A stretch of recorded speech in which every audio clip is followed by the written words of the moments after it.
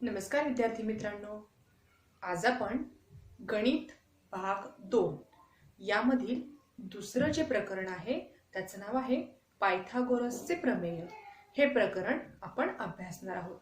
यामागील इयत्तांमध्ये देखील तुम्ही पायथागोरसचं प्रमेय शिकलेला आहात। तर पायथागोरसच्या प्रमेयासाठी आपल्याला कोणत्या गोष्टींची आवश्यकता असते? तर सगळ्यात पहिल्यांदा आपल्याला एक काटकोन त्रिकोण लागतो। आता मी इथे पहिल्यांदा एक आकृती काढते आणि मग तुम्हाला याविषयी माहिती सांगते। या ठिकाणी बघा, काटकोन त्रिकोणामध्ये आपल्याला एक कोन, कुठलाही एक कोन 90 अंशाचा असणं अपेक्षित असतं। आणि या ठिकाणी बघा, या आकृतीमध्ये इथे या आकृतीला मी नाव देते इथे PQR। हा जो त्रिकोण आहे, या त्रिकोणामध्ये लक्षात घ्या मुलांनो, आपण पायथागोरसचं प्रमेय कुठे वापरू शकतो? तर पायथागोरसचं प्रमेय आपण फक्त काटकोन त्रिकोणामध्येच वापरू शकतो। मग या आकृतीमध्ये कोन PQR हा जो कोन असणार आहे तो 90 अंशाचा असणार आहे, म्हणून या कोणाला आपण कोन PQR बरोबर 90 अंश म्हणू शकतो। मग म्हणजेच आपल्याला पायथागोरसचं प्रमेय वापरण्यासाठी आपल्याला काय करावं लागेल? तर एक काटकोन त्रिकोण आवश्यक आहे। आता आपल्याला पायथागोरसचं प्रमेय काय सांगतं? तर जर आपल्याला एखादा काटकोन त्रिकोण दिलेला असेल तर या काटकोन त्रिकोणामध्ये कर्णाचा वर्ग हा इतर दोन बाजूंच्या वर्गांच्या बेरजे इतका असतो। मग या ठिकाणी बघा, आकृतीमध्ये या ठिकाणी कर्ण कोणता आहे? तर PR चा वर्ग। PR हा काय आहे? कर्ण आहे। त्यानंतर इथे पहिली बाजू काय घेते मी? तर PQ, म्हणजे काय येणार आहे? पहिल्या बाजूचा वर्ग म्हणजे PQ चा वर्ग अधिक दुसरी बाजू काय येणार आहे? QR, म्हणजे येणार आहे QR चा वर्ग।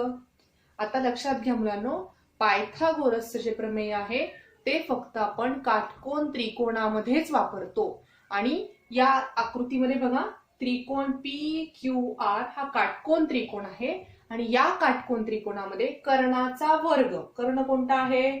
तर PR हा कर्ण आहे।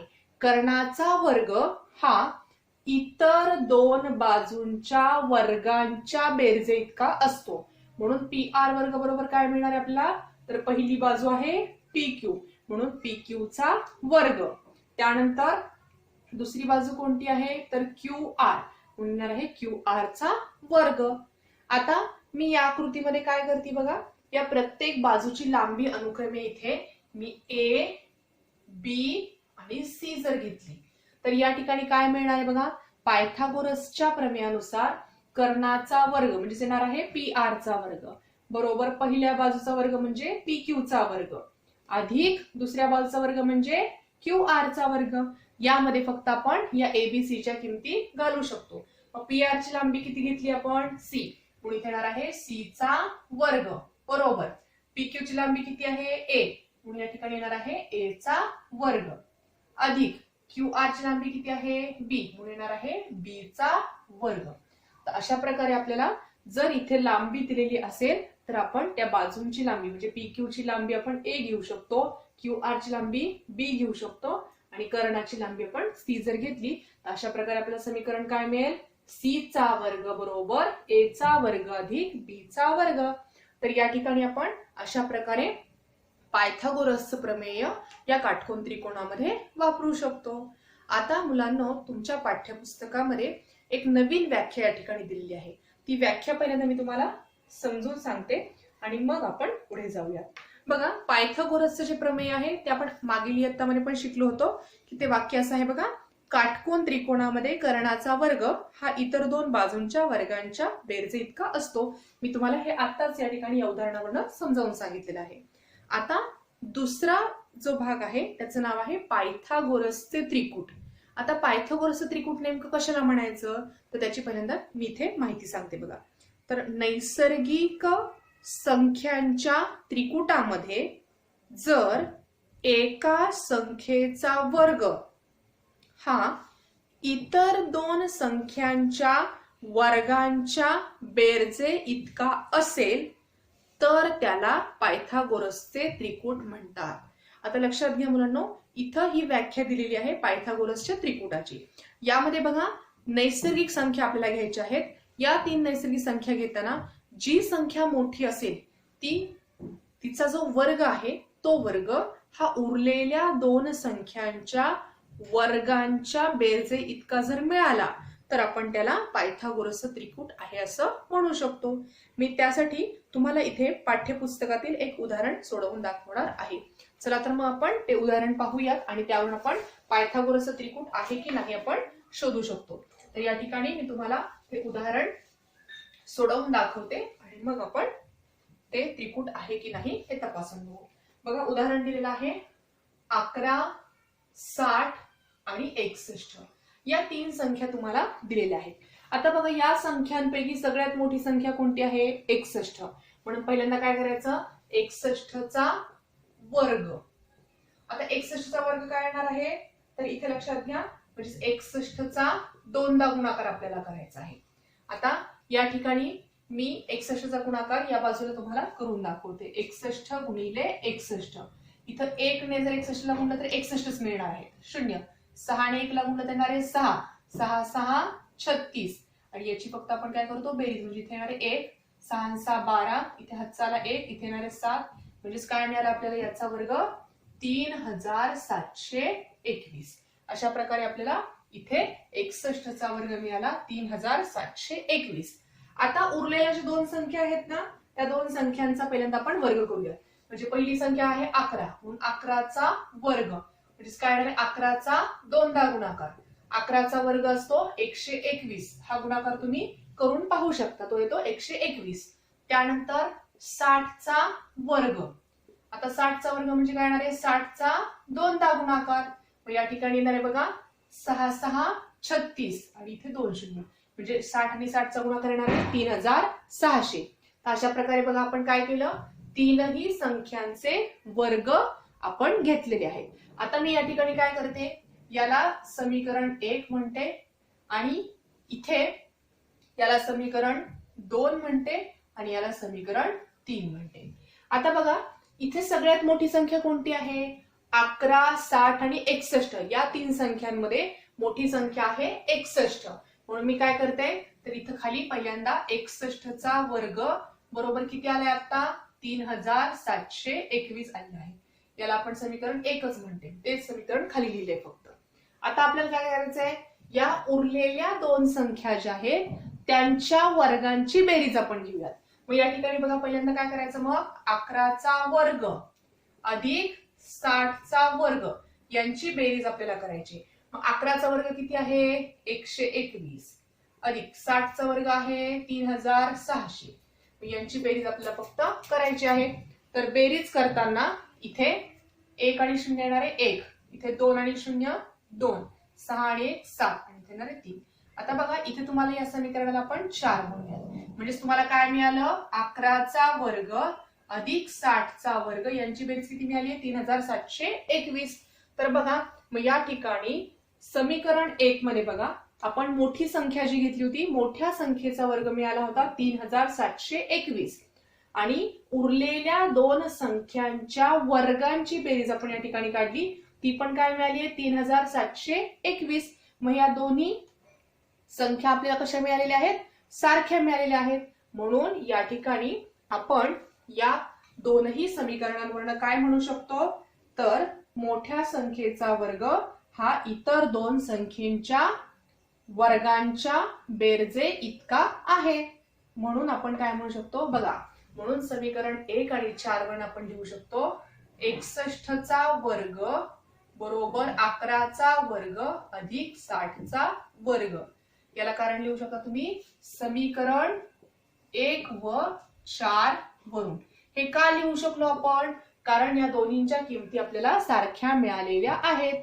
म्हणून आपल्याला काय म्हणता येईल तर या ठिकाणी 11, 60 आणि 61 हे पायथागोरसचे त्रिकूट आहे. हे पायथागोरसचे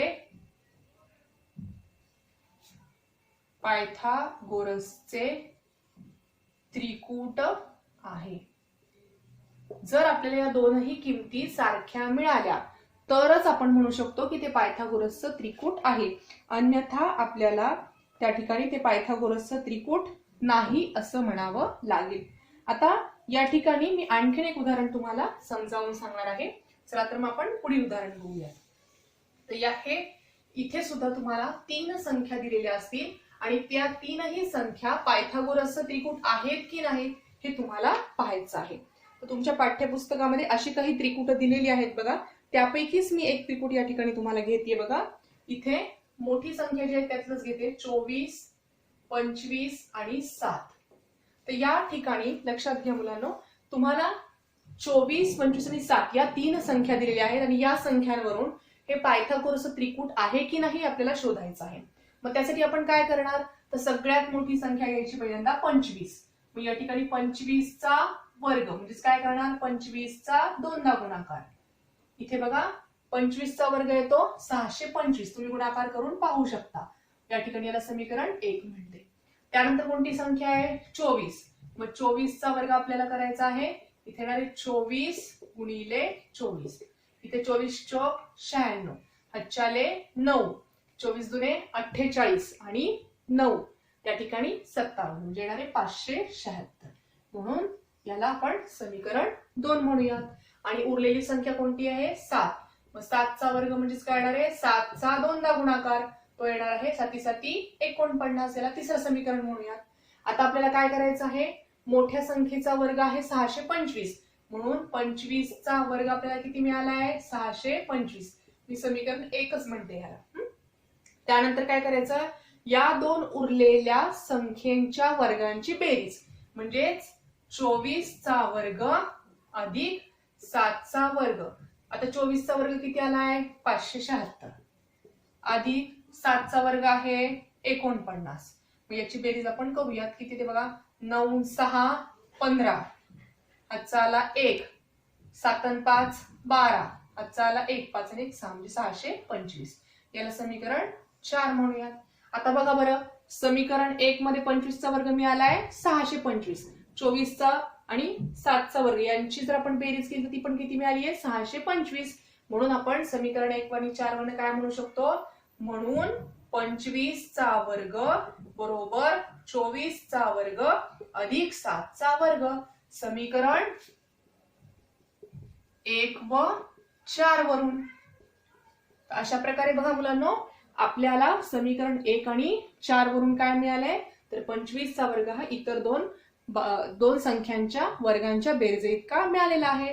म्हणून आपण म्हणू शकतो, म्हणून दिलेलं उदाहरण काय येणार आहे, 24, 25, 7 हे पायथागोरसचे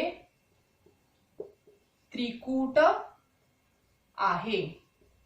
हे का बरं आहे, कारण आपल्याला मोठ्या संख्येचा वर्ग म्हणजे बघा 25चा वर्ग हा 625 मिळाला आणि उरलेल्या ज्या 2 संख्या आहेत त्यांच्या वर्गांची बेरीज पण आपल्याला 625च मिळाली. म्हणून त्याला आपण पायथागोरसचे त्रिकूट आहे असं म्हणू शकतो. तर अशी काही त्रिकूट तुमच्या पाठ्यपुस्तकामध्ये मी दिलेली आहेत, ती मी तुम्हाला फक्त सांगते बघा. तुम्हाला पान क्रमांक 30 वरती 3, 4 आणि 5 या ज्या 3 संख्या आहेत तर त्या सुद्धा पायथागोरसचं त्रिकूट आहेत. तुम्हाला या ठिकाणी काय करायचं आहे, तर 5चा वर्ग हा 3चा वर्ग आणि 4चा वर्ग यांच्या बेरजे इतका आहे हे तुम्हाला मिळणार आहे. त्यानंतर दुसरं त्रिकूट आहे बघा, 5, 12 आणि 13. यामध्ये मोठी संख्या कोणती आहे, तर 13. तर 13 या संख्येचा वर्ग हा 5चा वर्ग अधिक 12चा वर्ग यांच्या बेरजे इतका तुम्हाला मिळणार आहे. म्हणून हे सुद्धा काय आहे, पायथागोरसचं त्रिकूट आहे. त्यानंतर आणखीन उदाहरण दिले बघा, 8, 15 आणि 17 या 3 संख्यांमध्ये 17 ही संख्या मोठी आहे म्हणून 17चा वर्ग हा 8चा वर्ग आणि 15चा वर्ग यांच्या बेरजे इतका तुम्हाला मिळणार आहे. म्हणून तुम्हाला हे देखील पायथागोरसचं त्रिकूट मिळणार आहे. आणि शेवटचं उदाहरण मी तुम्हाला या ठिकाणी फळ्यावर सोडून दाखवलेलं आहे, 24, 25 आणि 7. तर यामध्ये 25चा वर्ग हा 24चा वर्ग आणि 7चा वर्ग यांच्या बेरजे इतका आपल्याला मिळालेला आहे. तर ही सर्व पायथागोरसची त्रिकूट आहेत, कारण मोठ्या संख्येचा वर्ग हा उरलेल्या 2 संख्यांच्या वर्गांच्या बेरजे इतका आपल्याला मिळतो. म्हणून त्याला आपण पायथागोरसचं त्रिकूट म्हणू शकतो. जर समजा तुम्हाला मोठ्या संख्येचा वर्ग हा उरलेल्या दोन संख्यांच्या वर्गांच्या बेरजे इतका मिळाला नाही तर तुम्ही त्याला काय वाक्य लिहिणार आहात? तर हे पायथागोरसचे त्रिकूट नाही, म्हणजे त्या संख्या पायथागोरसचे त्रिकूट नाहीत असं आपल्याला म्हणावं लागेल. तर आज आपण पायथागोरसचं प्रमेय आणि त्यावर आधारित त्रिकूट जी आहेत तर त्या त्रिकुटांचा वापर करून काही उदाहरणे आपण या ठिकाणी पाहिलेली आहेत. यानंतर बघा, तुम्हाला पान क्रमांक 31 वरती काही गुणधर्म दिलेले आहेत. तर ते गुणधर्म या ठिकाणी मी तुम्हाला सांगते. बघा, तुम्हाला कोणांची मापं, जर कुठलाही त्रिकोण जर दिलेला असेल आणि त्या त्रिकोणामध्ये कोणांची जर मापं दिलेली असतील त्यावरून त्याचे जे गुणधर्म असतात ते गुणधर्म कसे अभ्यासायचे त्यासाठी मी इथे तुम्हाला फळ्यावरती एक आकृती काढून दाखवणार आहे आणि त्या आकृतीवरून आपण मग ते गुणधर्म तुम्हाला सांगणार आहे. तर या ठिकाणी पहिली जी आकृती आहे तर त्या आकृतीमध्ये हा काटकोन त्रिकोण असणार आहे आणि या काटकोन त्रिकोणामध्ये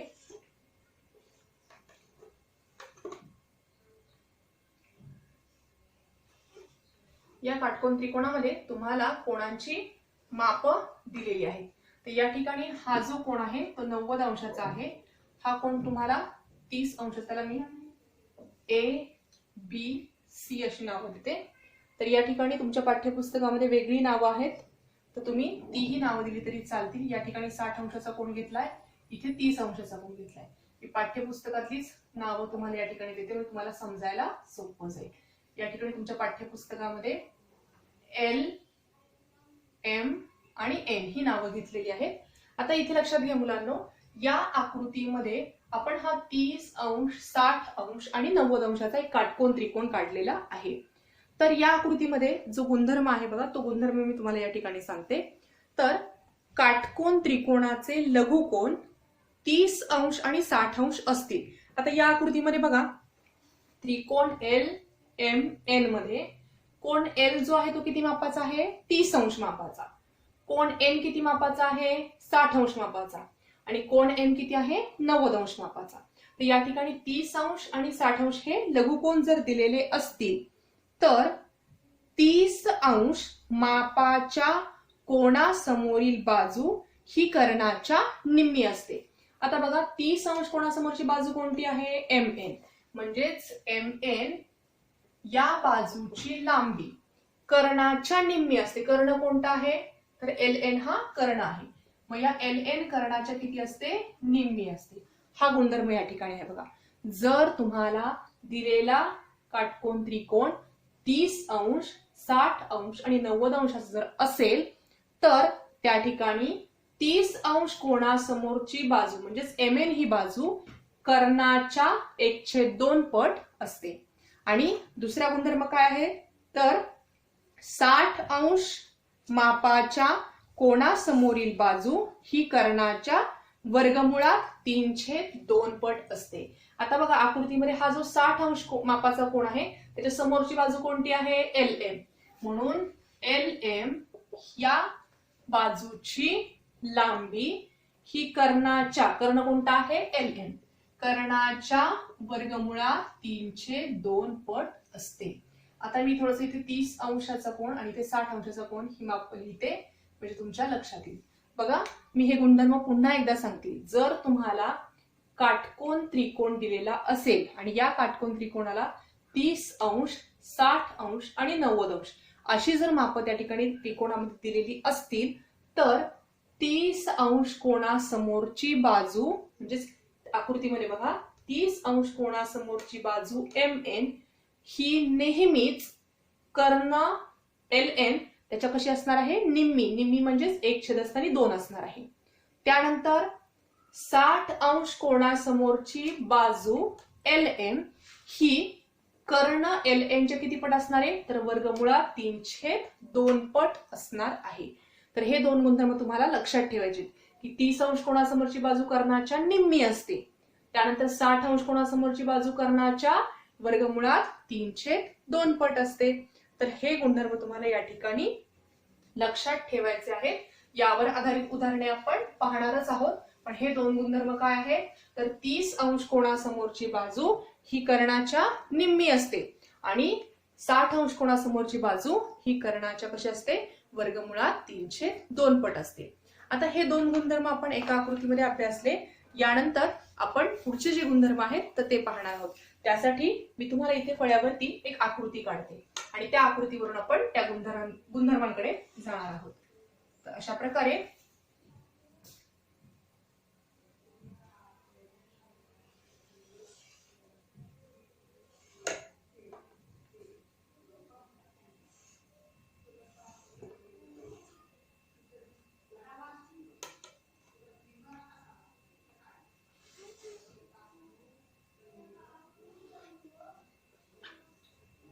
तर या ठिकाणी बघा, हा जो त्रिकोण आहे पुस्तकातलीच नाव या ठिकाणी दिली बघा. त्रिकोण एक्स, वाय आणि झेड हा आपण काटकोन त्रिकोण तुम्हाला दिलेला आहे. परंतु याच्यामध्ये बदल काय आहेत बघा. या कोणाचं माप आहे 45 अंश आणि याही कोणाचं माप दिलेलं आहे 45 अंश. तर लक्षात घ्या मुलांनो, या ठिकाणी मगाशी आपण पाहिलं की काटकोन त्रिकोणामध्ये जर माप 30, 60, 90चा जर त्रिकोण असेल तर 30 अंश कोणासमोरील बाजू ही कर्णाच्या निम्मी असते आणि 60 अंश कोणासमोरील बाजू कशी असते तर कर्णाच्या वर्गमुळात 3/2 पट असते. आता या ठिकाणी बघा आकृतीमध्ये काय काय दिलेलं आहे. तर आकृतीमध्ये तुम्हाला त्रिकोण एक्स, वाय आणि झेड हा त्रिकोण दिलेला आहे आणि या त्रिकोणामध्ये बघा कोण एक्स जो आहे तो 90 अंशाचा आहे, कोण वाय आहे 45 अंश मापाचा, हा पण आहे 45 अंश मापाचा. आता या आकृतीवरनं बघा आपण गुणधर्म पाहूयात. काटकोन त्रिकोणाचे लघुकोन जर 45 अंश आणि 45 अंश मापाचे असतील तर काटकोन करणारी प्रत्येक बाजू ही कर्णाच्या 1/2 वर्गमुळात 2 पट असते. म्हणजेच काय बघा, तर या आकृतीमध्ये जर आपण हा कोण 45 घेतला आणि हाही कोण 45 घेतला तर या बाजूची लांबी आणि या बाजूची लांबी कशी असणार आहे, सारखी असणार आहे. तर या आकृतीमध्ये बघा, जर मी कोण झेड घेतला तर या कोणाच्या समोरची बाजू कोणती आहे एक्स वाय, म्हणून ही एक्स वाय जी बाजू आहे ती कर्णाच्या कशी असणार आहे 1/2 वर्गमुळात 2 पट. मग कर्ण कोणता आहे तर वाय झेड, तर या वाय झेडच्या 1/2 वर्गमुळात 2 पट असणार आहे आणि या ठिकाणी या कोणाचं माप किती आहे 45 अंश. त्यानंतर बघा, आता जर समजा मी कोण वाय घेतला तर कोण वायच्या समोरची बाजू कोणती आहे, बाजू एक्स झेड. मी एक्स झेड जर म्हटलं तर एक्स झेड बाजू ही कर्ण वाय झेडच्या किती असणार आहे 1/वर्गमुळात 2 पट असणार आहे. तर या ठिकाणी बघा, या आकृतीमध्ये कोण झेड जर आपण घेतला त्याच्या समोरच्या बाजूचं नाव फक्त काय असणार आहे एक्स वाय. ही बाजू कर्णाच्या किती पट असणार आहे 1/2 वर्गमुळात 2. मग कर्ण कोणता आहे तर या ठिकाणी वाय झेड हा कर्ण आहे म्हणून त्याच्या 1/वर्गमुळात 2 पट असणार आहे. त्याचप्रमाणे जर कोण वायचं माप जर 45 अंश असेल आणि या कोण वायच्या समोरची बाजू कोणती असणार आहे मग या ठिकाणी एक्स झेड, मग त्या बाजूची लांबी सुद्धा कर्ण वाय झेडच्या कशी असणार आहे 1/2 वर्गमुळात 2 पट असणार आहे. तर या ठिकाणी मुलांनो आपण 30 अंश, 60 अंश आणि 90 अंशाचा एक त्रिकोण पाहिला आणि दुसरा 45 अंश, 45 अंश आणि 90 अंश या प्रकारचा एक त्रिकोण पाहिला. याचे तीनही गुणधर्म तुम्हाला व्यवस्थितपणे लक्षात ठेवावे लागतील. 30 अंश कोणासमोरची बाजू कर्णाच्या 1/2 पट असते. त्यानंतर 45 अंश कोणाच्या समोरची बाजू ही कर्णाच्या 1/2 वर्गमुळात 2 पट असते आणि 60 अंश कोणासमोरची बाजू ही कर्णाच्या वर्गमुळात 3/2 पट असते. हे 3 गुणधर्म तुम्हाला लक्षातच ठेवावे लागतील तरच पुढील उदाहरणे तुम्हाला सोडवता येणार आहेत. तर तुम्ही सर्वांनी पाठ्यपुस्तकातील पान क्रमांक 30, 31 आणि 32 या पानांवरील सर्वात प्रथम पायथागोरसचं प्रमेय, त्यानंतर पायथागोरसच्या त्रिकुटाची व्याख्या आणि त्याखाली सोडवून दिलेलं उदाहरण आणि त्यानंतर 30 अंश, 60 अंश आणि 90 अंश या त्रिकोणाचा जे गुणधर्म आहेत ते गुणधर्म आणि 45 अंश, 45 अंश आणि 90 अंशाचे गुणधर्म तुम्हाला तुमच्या वहीमध्ये लिहायचे आहेत. आजच्या भागामध्ये इथेच आपण थांबणार आहोत, पण तुम्ही मात्र हे गुणधर्म वहीमध्ये सोडवायचे आहेत.